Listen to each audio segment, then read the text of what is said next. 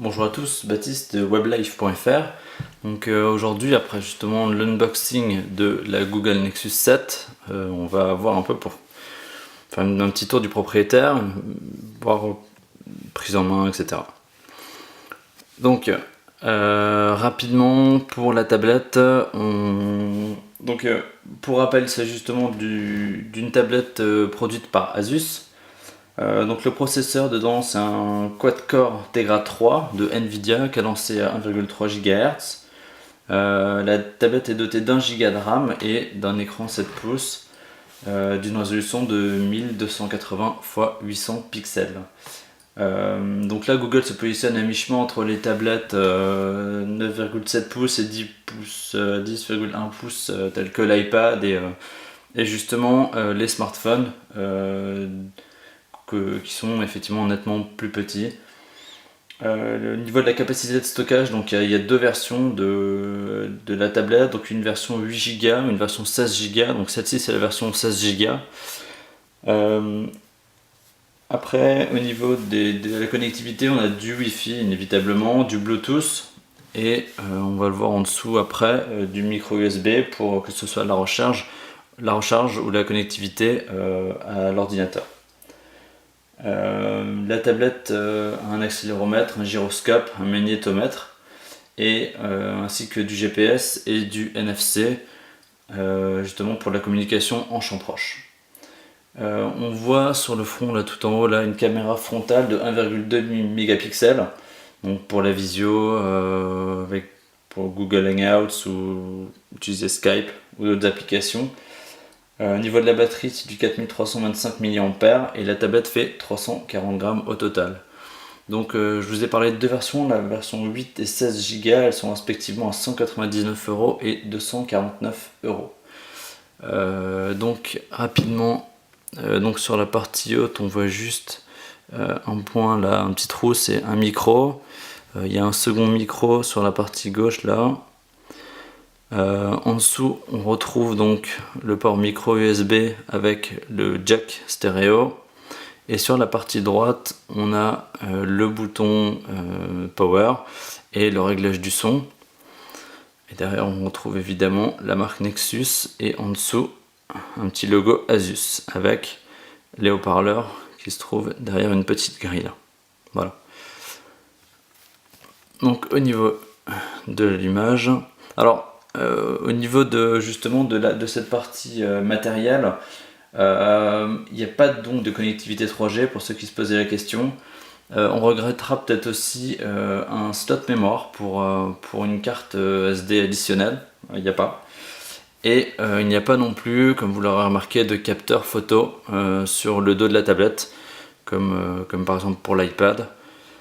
Il n'y a pas ça sur la Google Nexus 7. Voilà. Donc bon, vous l'avez vu. Donc la tablette est dotée d'Android 4.1 de base et il y a une mise à jour qui est disponible pour passer à la 4.1.1, donc Android Jelly Bean. Donc au niveau de déverrouillage, je vais passer rapidement dessus, je vais revenir. On peut en fait soit déverrouiller, soit directement en fait effectuer une recherche Google.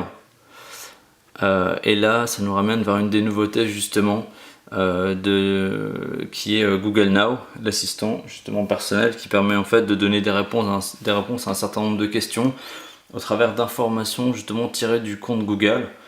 C'est-à-dire que ce soit de la recherche ou des informations par exemple stockées dans des mails ou des choses comme ça pour avoir une meilleure pertinence.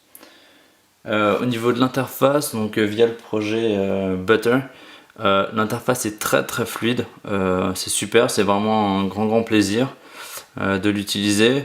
Et on retrouve donc le dock en bas avec les boutons. Donc là les applications sont directement disponibles et évidemment les widgets qu'on peut ajouter aux différents bureaux de la tablette. Voilà. Donc rapidement pour le premier lancement, en fait on a le choix de la langue, la configuration du Wi-Fi, du compte Gmail. On a même la possibilité d'ajouter en fait une carte Google Wallet pour des paiements NFC. Voilà, et puis après il synchronise un certain nombre de choses. On peut directement synchroniser par exemple des applications qu'on aurait associées à son compte, Google, des choses comme ça, voilà. Donc évidemment tout est Google, il y a un certain nombre d'applications, un certain nombre d'applications disponibles nativement qui sont Gmail, Google Flux d'actu, Google Plus, Maps, Street View dans Google Maps, YouTube et des choses comme ça. Voilà, donc qui permettent effectivement directement de bénéficier de tout un tas de services de Google. Inévitablement on a le Google Play Store pour justement bénéficier d'applications, de livres ou de films. Alors puisque justement je vais vous montrer en parlant de livres, on a vraiment une tablette 7 pouces qui est bien adaptée à la lecture de livres. Là on voit bien encore une nouvelle fois la fluidité de l'interface, hein. Ça se passe très bien. Le fait de pouvoir la prendre en main d'une seule main justement, et ça c'est une bonne chose. Voilà, donc ça c'est pour la lecture d'e-book. Évidemment Google Music est mis en avant, donc bien intégré. Donc on peut bénéficier de la musique disponible nativement ou bien synchroniser sa propre bibliothèque. Ça prend un peu de temps, mais c'est pas mal d'y avoir accès après sur la tablette. Qu'est-ce qu'on peut voir encore? On peut voir au niveau des jeux, donc j'ai installé certains jeux, donc Shadowgun notamment. Les graphismes sont plutôt incroyables et il n'y a aucun lag au niveau du jeu, donc il y a une très très bonne fluidité. On peut aussi voir par exemple, je vous parlais d'actualité tout à l'heure, Google Flux d'actu. Pour la lecture de news aussi, c'est pas mal adapté. On peut facilement lire et consulter justement des informations comme ça. Donc là, évidemment, c'est le flux de WebLive. Et un point important, et au niveau des applications disponibles, moi j'ai vraiment accroché avec toutes les applis qui sont liées justement à des photographies.